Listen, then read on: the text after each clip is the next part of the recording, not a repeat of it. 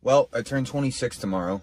I never really think much of birthdays, but I wanted to take a moment and reflect on developing my personality, developing my confidence, and hopefully it speaks to some younger brother sort of audience that could be sort of like an older brother too, because I think I at least got the words and somewhat of the knowledge to put into perspective what happens when young men are growing up. And for those who can't find their purpose and can't find their personality and can't find their confidence, it's difficult for a lot of us to put into perspective or to put into words what confidence is, what your personality, your purpose, and like what your being and your motive is.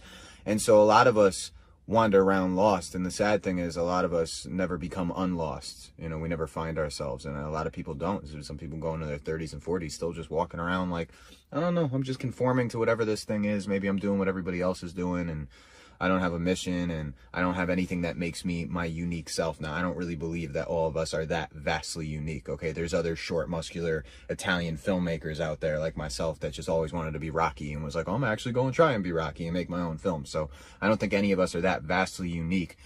But that's where we can find a little bit of this knowledge in the fact that we aren't all that vastly unique. And in this space, they get upset if we generalize women. Well, to generalize men isn't really any more wrong than it is to generalize women, because the male experience of going from boyhood to manhood is not really all that different. What it seems to be is, what seems to happen is, especially if you feel let down by your parents and you don't have role models in the family, and certainly not specifically male role models, we look elsewhere. And I think if we're not looking to a football coach, or we're not looking to a sport or an activity, and that's not where we're looking to find our identity, whereas many young men don't, then it gets split between idols in entertainment or idols in sports, and then becoming the sum total of everybody we speak with and deal with. And I think the most unfortunate thing about male youth, boyhood, is we so desperately want to be heard, we so desperately want to be seen, and we so desperately want to find a way to express that we're not the prey in the wild. And so that's why it's very easy for me to understand young boys joining gangs, young boys getting in trouble in the street, young boys doing rowdy, wild, chaotic shit, because it covers all three of those things. I am seen, I am heard, and I am not somebody to be fucked with. It's oftentimes why you see the laughable characters, like the young boys that are like, you know, say specifically a young white kid walking around a safe white suburb mean mugging, because he's just already trying to find a way to say like, hey, I'm not to be fucked with. I'm a man too. And that yearning to be, I'm a man. I'm not to be fucked with. I wasn't heard in my household. I wasn't heard by my teachers. I wasn't heard by the people I love to begin with. But y'all are going to hear me now. Like, that is a thing. And when you see troubled male youth, that's most of where it's coming from, is I will be heard by somebody, and I will not be fucked with by nobody, even if they are not tough enough to be putting on that persona, and they can be easily fucked with, then they can be easily smacked the fuck up. And so that's what my heart breaks, seeing young, confused youth, is they haven't found a place to focus all that energy. And that's why I think if you're young and confused and haven't quite found yourself, as most of us haven't at that age, that's why sport, activity, something, learning something that you can strive in and challenge yourself in is the best thing you could do, because it's aimless and you may not know where it's going, but it's taking you someplace subconsciously. That's why for a father to put his kid in baseball when his kid don't even know if he liked baseball or not, once he starts finding the rhythm, you know, he gets the game ball once, then he wants to get the game ball again, and then he wants to try to upstage himself over and over, while simultaneously probably wanting to upstage the people he plays with or the people he plays against. So that's a very, very important factor. Without that, now you become the kind of youth that I was, and the kind of youth that me and my boys were. We didn't do sports. We didn't have an activity. I always wanted to make music and movies, but I didn't quite know how to until I became an adult. That took a lot of trial and error, and a lot of it felt like sitting back going, damn, I would make a movie if anybody thought this shit was cool, if anybody wanted to help me, and then headed more and more towards my 20s. I got more and more fed up with just sitting around complaining about the fact that that seemed like an impossible task, and started finding little ways to implement what I needed to make a film, and we went from there. But becoming the sum total of everything around you, male youth is doofy. It's almost as doofy as female youth. I think as an adult now who doesn't have much patience for bullshit, You know, I watched my little brothers and my little cousins kind of go through the stages of not really knowing what they want to be or what their purpose is or what their potential is. But it seems that the first thing a young boy notices is like shit talk. Literally like shit talk. You're trying to observe what other males your age have going on. Which of them are attracting the girls? Which of them are attracting the attention? Which of them are attracting popularity? Which of them can't be fucked with? Which of them can't even be fucked with on the schoolyards without somebody getting their ass beat if you press them, right? And maybe the worst thing about boyhood is when you first start to notice that shit talk gets you a little heard, gets you a little seen, gets you a little recognized, gets you a little recognition. And so young boys go through this stage that hopefully it doesn't last too long, because it seems like it could last all the way into college with this frat boy, white boy, frat boy, dumb shit. But it seems like the first thing you notice is shit talk. The first time you're around a group of other males and it's like, fuck you, shithead. If one person laughs, you're like, oh my God, I've discovered my personality. Yeah. And then every time you're around your boys, that becomes the thing. I show up and we gonna find out who's a bitch today. Charles is a bitch. If everybody laughs, that keeps reconfirming that being loud and being goofy and being disrespectful is funny.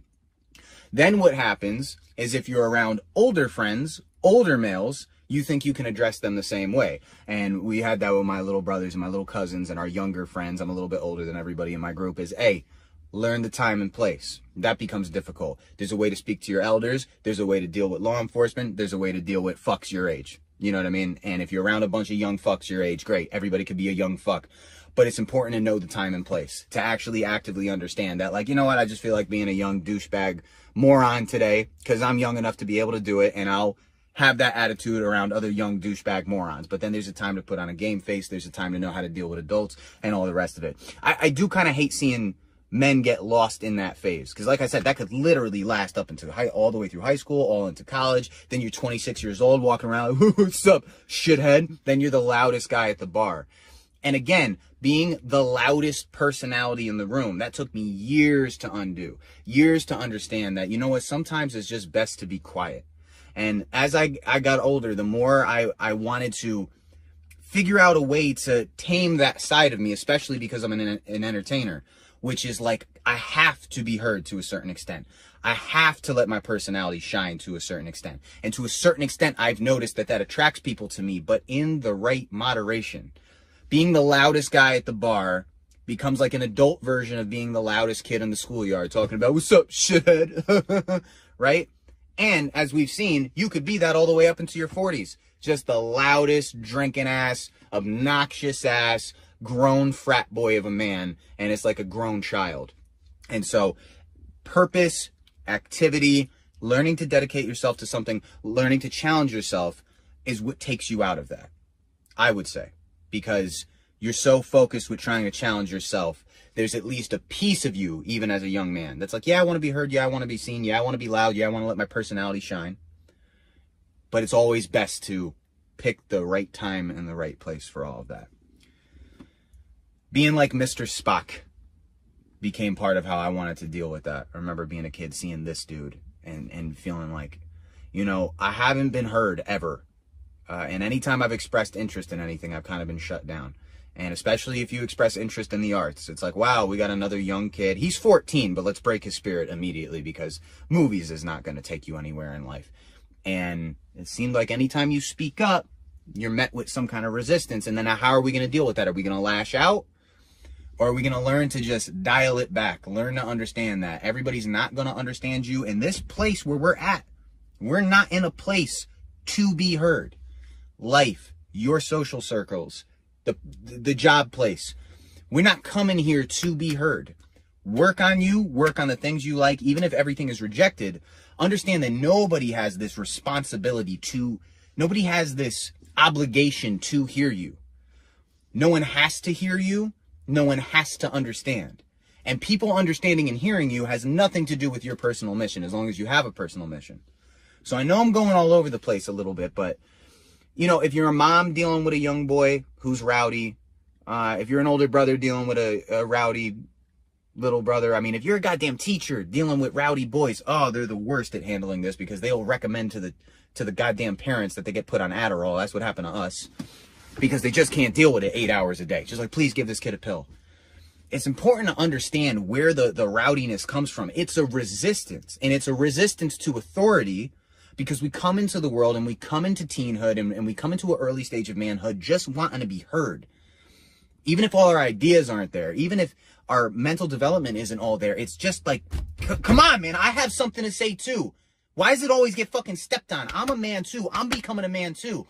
And we don't know how to properly gauge that, especially without a man in the home to show us how to deal with these things. So it results in lashing out. It results in fuck the teachers, fuck the police, fuck the authority of any kind. Fuck my family, fuck everybody.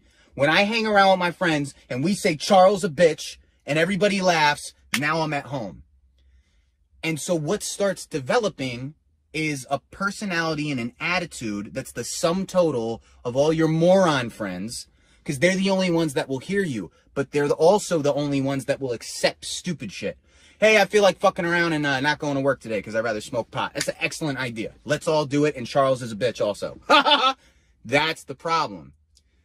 So you'll meet the resistance also of the authority and the adults and the teachers that are actually talking a little bit of sense. No, they're not going to understand your creative ideas. No, they're not going to understand what you feel inside. No, they're not going to understand that you're coming into manhood and you don't know how to deal with it and you didn't have a father to help you through it.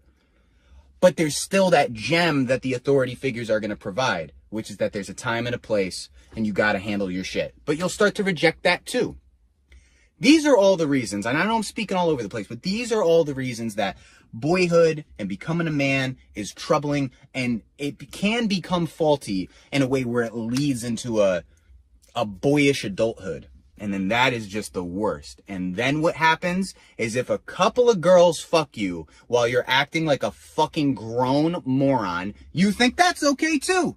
Because you're like, hey, I'm the loudest guy at the bar every weekend, but some girls seem to like it. Side note for the girls, stop validating that behavior, because if you complain about fuck boys and like grown children, you can't make them feel like it's okay to be grown children by fucking them, because then they think they could do it forever.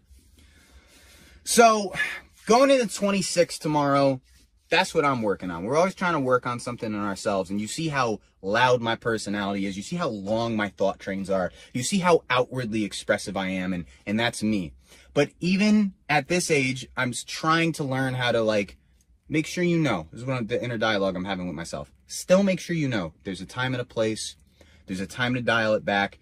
Give everybody 50% of what you want to give them. And in certain cases, 25% in terms of your personality, your outward way of being expressive. Still don't think you're at a place where everybody gets you and everybody understands, and it's their duty to understand. And don't reject the notion that people aren't going to understand you. Be you. Do you. Stay focused on what makes you happy and what's working for you. But find that. And if there's any young people watching this, man, there are any young dudes watching this, yo, please understand your moron friends from the neighborhood, they're not taking you nowhere.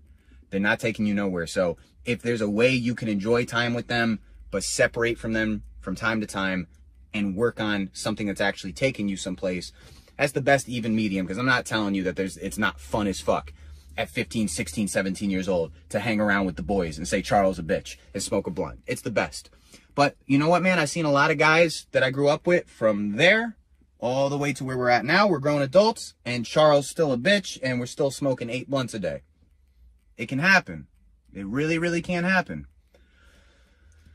If you're a young cat, you got to find something to get focused on that you can challenge yourself at. Point blank, period. Because that's the separation between everything you're struggling with, which is mostly due to how you're concerned about what other people think, your friends, the authority figures that don't understand you, the people you feel let down by, and just a relationship between you and a demonstration of action between you and you. Because you struggle with authority, right? What if you're your own authority? In a way, you're your own challenge. You're your own everything. It's you and you in the mirror, like Rocky Balboa and Creed's kid. That's the best relationship you're going to form. That's the best person you're going to answer to, your higher self. And so going into 26, that's what I'm thinking about. This was a long piece, but hopefully it gave some food for thought to somebody.